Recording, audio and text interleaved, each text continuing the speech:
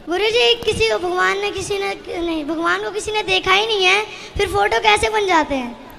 भगवान को किसी ने देखा नहीं है पर फोटो कैसे बन जाते हैं? वाह, क्या सवाल है बच्चे का, तालियां होनी चाहिए।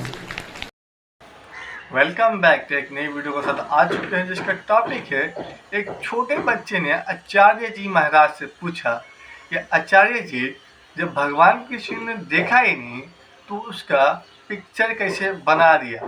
तो आचार्य जी क्या जवाब दे रहे हैं और जाकिर नाइक इस पे क्या जवाब दे रहे हैं, इस वीडियो में यही है। तो इस वीडियो को देखते हैं और समझते हैं किसका बात सही है, कितना सही तक है। इस वीडियो को यहाँ पे शुरू करते हैं। गुरुजी भगवान को किसी ने देखा ही नहीं है, फिर फोटो कैसे बन जाते हैं? भगवान को किसी ने देखा नहीं है पर फोटो कैसे बन जाते हैं? वाह, क्या सवाल है बच्चे का, तालियां होनी चाहिए। बेटा, भगवान को किसी ने देखा नहीं है पर भगवान कैसे हैं ऐसा लिखा है ना भागवत जी में, कि भगवान के बाल घुंघराले से हैं, आँखें ऐसी हैं, नाक ऐसी हैं, गाल ऐसे हैं, मुंह ऐसा है, अधर ऐसे हैं, होंठ ऐसे हैं, छाती ऐसी है, भुजा। तो जो जैसे चोर पकड़ने के लिए पुलिस क्या करती है, इसका स्केच बनवाती है ना, उसी तरह ठाकुर जी कैसे हैं सब लिखा हुआ है। उसके बाद सब सुन के ठाकुर जी का वैसे ही हुलिया बनाया तो ऐसा बन के आ गया। गुरुजी आपके गोदी में बैठना चाहता हूँ मैं। हाँ, आ जाना। आपने बहुत अहम सवाल किया। अभी सुनते हैं डॉक्टर जाकिर नाइक साहब ने इसको किस तरीके से एक्सपोज किया और क्या जवाब दिया है। लोगों के दिमाग में जो गलत फहमी वो भी इंशाल्लाह दूर हो जाएंगी और आपके साथ जो गलत फहमी वो भी इंशाल्लाह दूर हो जाएंगी। कुरान में लिखा है कि उसके जैसा कोई नहीं है, उसके जैसा कोई नहीं है। यही चीज बाइबल में लिखा है, there nothing like unto it in the heaven above, in the earth beneath, in the water beneath the अर्थ।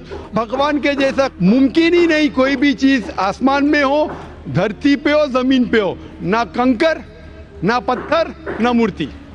वो ही लिखा है वेद में, न तस्य प्रतिमा अस्ति। उस भगवान का कोई अक्स नहीं, कोई पेंटिंग नहीं, कोई फोटोग्राफ नहीं, कोई मूर्ति नहीं। तो ये लिखा है धार्मिक किताबों में, लेकिन धर्म के मानने वाले अपनी आसानी के लिए तब्दील कर रहे हैं।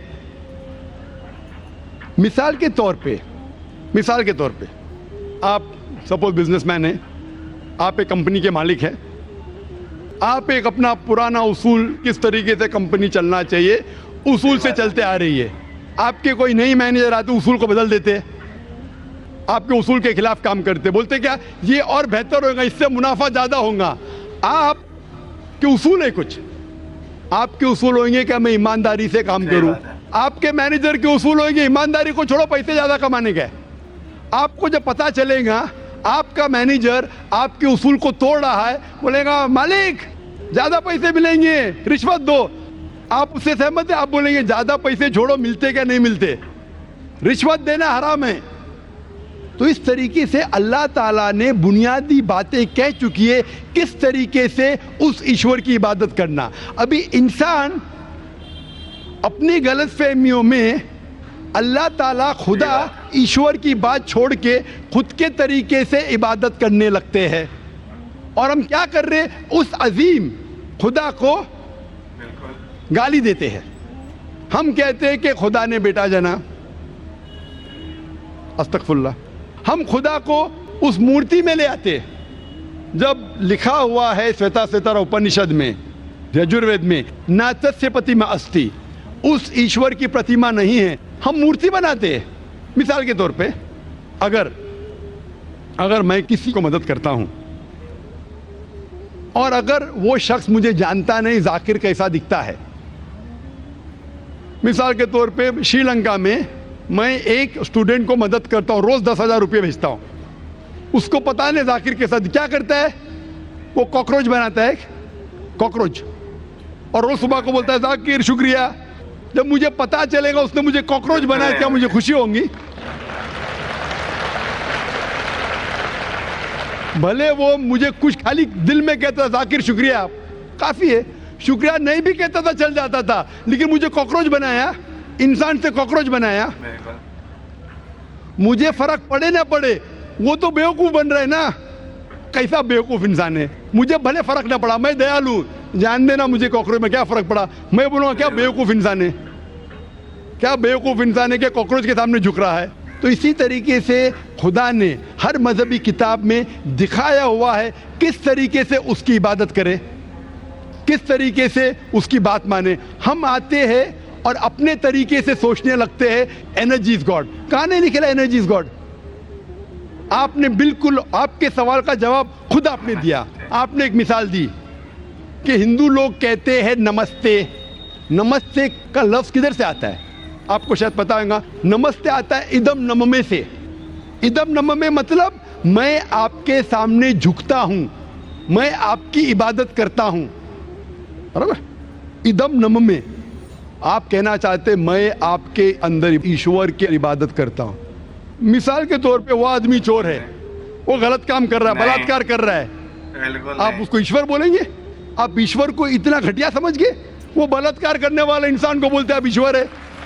नफरत है। इससे भाईचारगी बढ़ेगी नहीं घटेगी। वो बलात्कार करने वाले को, वो चोर को, वो डाकू को मैं ईश्वर मान रहा हूं, उसके सामने झुक रहा हूं। अल्लाह को क्यों गाली दे रहे? ईश्वर को क्यों गाली दे रहे? खुदा को क्यों गाली दे रहे? इस्लाम में, इस्लाम की भी आपने मिसाल दी। इस्लाम में हम कहते अस्सलामु अलैकुम। अल्लाह ताला से फरमाते इस इंसान पे सलामती दे। चाहे वो अच्छा इंसान है तो भी सलामती देने की बात अच्छी है, चाहे वो चोर या डाकू हो। मैं बोलूंगा अस्सलामु अलैकुम। मैं कह रहा हूं या अल्लाह, या रब, या खुदा, या ईश्वर, या भगवान, इस डाकू पे रहमत फरमा। कुछ बुरी बात है ना? मैं अल्लाह को गाली दे रहा हूं, उसके लिए दुआ दे रहा हूं कि तू गलत काम छोड़ और सही रास्ते पे आ। अगर मैं उसको खुदा मानूंगा तो खुश हो जाएगा, वो और चोरी करेगा, वो और बलात्कार करेगा। कोई भी धर्म में ये नहीं सिखाता। ये धर्म के मानने वाले अपनी खुद की इजाज़ करते हैं। इसे कहते हैं इनोवेशन, बिदात। जिस तरीके से खुदा ने सिखाया है कि उसकी इबादत करे, उसी तरीके से हमें करना चाहिए। तब्दीली लाएंगे। हम समझ रहे हैं कि भाईचारा बढ़ेगा, भाईचारा नहीं बढ़ेगा, भाईचारा घटेगा। लेकिन अगर मैं आपसे कहूँगा अवतार सिंह अस्सलाम वालेकुम, मैं अल्लाह से दुआ करता हूँ कि आप पे सलामती हो, आप पे अमन हो, आप मुझे बोलो, इससे भाईचारा ज़्यादा बढ़ेगा या कहने से भाई मैं आपको ईश्वर मानता हूँ और फिर आपकी बात नहीं मानूँ मैं? फिर अगर आप मुझे बोलेंगे चलो भाई शराब पीने चलो, चलो भाई लड़की के साथ रात गुजारेंगे, तो मैं क्या बोलूँगा? अरे मेरे भगवान मुझे बुला रहा है। तो ये कहना अस्सलामु अलैकुम मतलब मैं अल्लाह से दुआ करता हूँ कि ये इंसान के ऊपर सलामती हो। अच्छा इंसान पे भी सलामती कहना अच्छी बात है, बुरा इंसान पे भी सलामती कहना अच्छी बात है। तो इस तरीके से इस्लाम में जो ग्रीटिंग है उससे किसी को नुकसान नहीं होता है, ना it is hypocrisy, it is the best way of भाईचारा। और कुरान में कहा गया है सूरह निसा में, सूरह नंबर 4 आयत नंबर 86 में 86, वह इज़ा हुई तुम मतलब अगर कोई आपको सलाम देता है तो आप उससे अच्छा सलाम दो, कम से कम उस जैसा, क्योंकि अल्लाह ताला हिसाब रखता है। मतलब अगर आप अस्सलाम वालेकुम कहेंगे, मुझे कहना चाहिए वालेकुम अस्सलाम व रहमतुल्लाह। अगर आप कहेंगे अस्सलाम वालेकुम व रहमतुल्लाह, मैं कहूँगा वालेकुम अस्सलाम व रहमतुल्लाहि व बरकातहू, और बेहतरीन होना चाहिए या कम से कम यकसा। इसा आप कहेंगे अस्सलाम वालेकुम, वालेकुम अस्सलाम, अल्फाज वही है लेकिन दिल से आ रहा है वालेकुम अस्सलाम, इसमें भी जज्बा ज़्यादा है, ये भी बेहतरीन है। तो कुरान में लिखा है कोई भी आपको सलाम करता है उससे बेहतरीन सलाम दो, या उससे बेहतर ना कर सको, कोई कहा अस्सलाम वालेकुम व रहमतुल्लाहि व बरकातहू, कम से कम उतना दो, वालेकुम अस्सलाम व रहमतुल्लाहि व बरकातहू। ये तालीमात कुरान में, इससे भाईचारा बढ़ता है। तो गलत तरीके से इबादत करना जो वेद के खिलाफ है, कुरान के खिलाफ है, बाइबल के खिलाफ है, ग्रंथ के खिलाफ है, वो करने से भाईचारा नहीं बढ़ेगा बल्कि घटेगा। तो इसीलिए हम ये जाने ईश्वर जो हमारा बनाने वाला है, हमारा खालिक है, वो जानता है कि किस तरीके से उसकी इबादत करना चाहिए, वो बेहतरीन जानता है। मिसाल के तौर पे आपको डॉक्टर कोई दवाई देता है कि ये लाल गोली सुबह को लेना, हरी गोली दोपहर को लेना, आप बोलेंगे छोड़ो हरी लाल, मैं नीली गोली खाऊंगा। अरे वो डॉक्टर है, वो जानता है।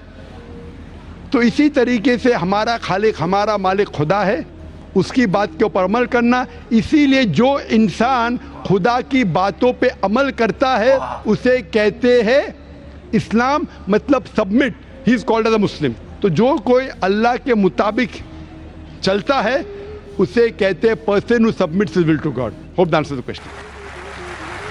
तो इस वीडियो में मतलब आचार्य जी ने जो बताया और जाकिर नायक साहब ने भी बताया, काफ़ी डिफरेंस है। मतलब किसी का मतलब मैं कोई किताब पढ़ता हूँ, उसमें राइटर के बारे में कुछ लिखा हुआ है या किसी भी चीज़ के बारे में कुछ लिखा हुआ, मैं उसको पढ़ के मैं उस जैसे बना नहीं सकता। मैं किसी को अगर देखा ही नहीं हूँ, कभी मैं उसको मिला नहीं हूँ, मैं कैसे उसके बना सकता हूँ? मैं पढ़ के उसके बारे में कुछ बना थोड़ा सकता हूँ हूबहू।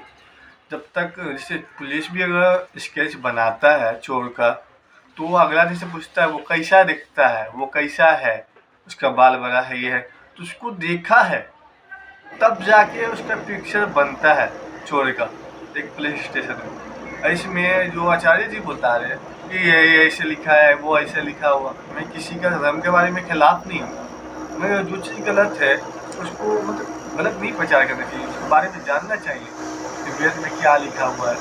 तो आवाज़ हो, ये वीडियो आपको अच्छा लगा होगा, अगर अच्छा लगा तो लाइक सब्सक्राइब कर दें मुझे, और इस तरह के वीडियो आप देखना चाहते तो मुझे कमेंट करें, और फिर मिलेंगे इसी तरह के वीडियो में। तब तक के लिए खुदा हाफिज़, सब अपना ख्याल रखें।